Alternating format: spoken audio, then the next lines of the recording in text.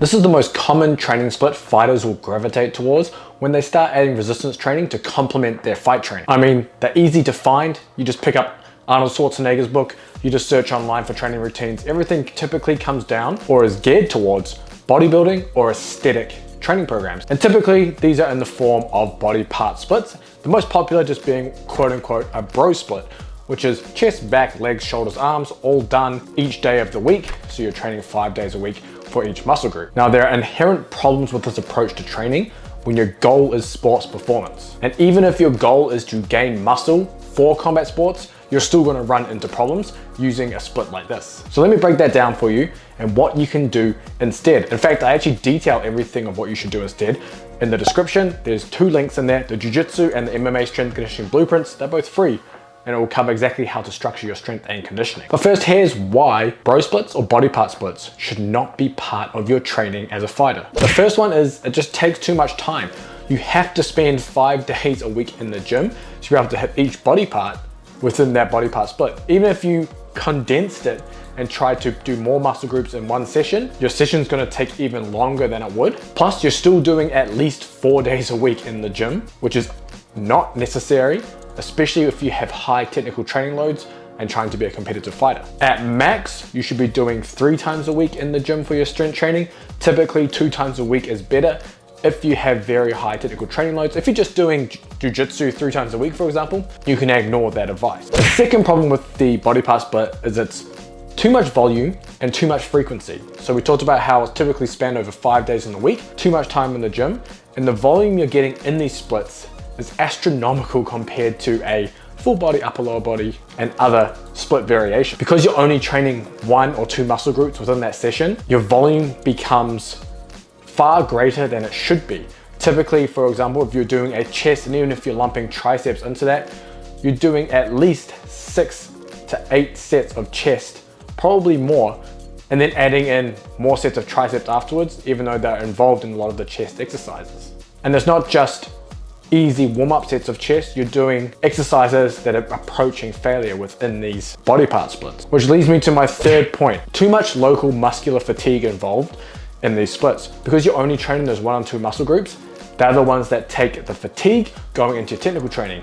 Can you imagine trying to throw punches after you've done 10, 15 sets of chest close to failure, and the fatigue you have to be able to come in the same day or the next day to do that kind of technical training? Same thing goes with legs. I'm sure you've all made the mistake before of doing too much and then having to go to training, and the negative effects are felt on the mats or on the ring. The final issue with the bro split is it doesn't leave room for training other qualities. The body part split is traditionally used purely for hypertrophy training, meaning you're trying to gain muscle mass. Is it the best way to go about that even for a non-fighter?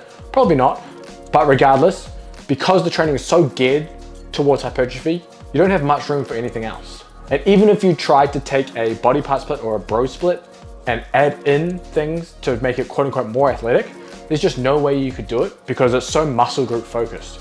You're only training your chest on Monday, as an example, makes it very difficult to be able to add explosive type training in there. Same thing with back the next day, or just legs, or just shoulders, for example. Ideally, your program should encompass everything that you need in a chaotic sport like combat sports. It doesn't mean you're going to do maximum volumes of every quality. It just means you should have some of that in there all the time.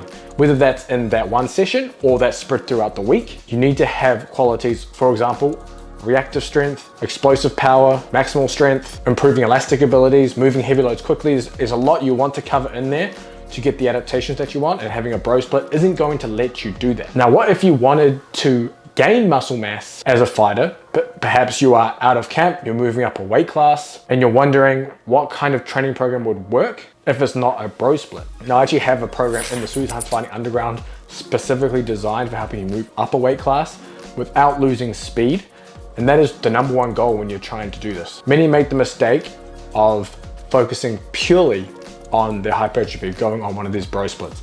But again, you need to have underpinnings of the other qualities so you don't lose them. Secondly, you can't do the same volumes that bodybuilders are doing when they're trying to gain mass, because you're not trying to maximize or optimize hypertrophy in these programs. You're trying to gain mass while maintaining performance in other areas. It's a completely different goal than trying to maximize muscle growth, which means you're not going to do the same volumes as another program. It means you might only do 4 sets for a certain movement or a certain muscle group in that entire week. But if you're training consistently and you're eating enough, you will see muscle growth, but you're not going to see the loss in speed and power. And that is what a lot of people who decide to quit weight training for combat sports fall into.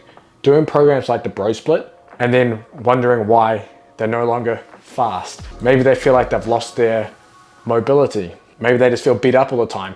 All these things are symptoms of a poorly designed program for athletes. Now, if you want to see what a full body program could look like for a combat sports athlete, and it doesn't have to be full body, upper lower also works, but a full body tends to work better when you're only going twice a week.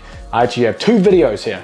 I don't know which side they're gonna be on, but I have a full body workout for boxing, kickboxing, Muay Thai, and then a full body workout for Jiu-Jitsu, both aimed at strength and power. So you can check those out and see how a full body workout can look.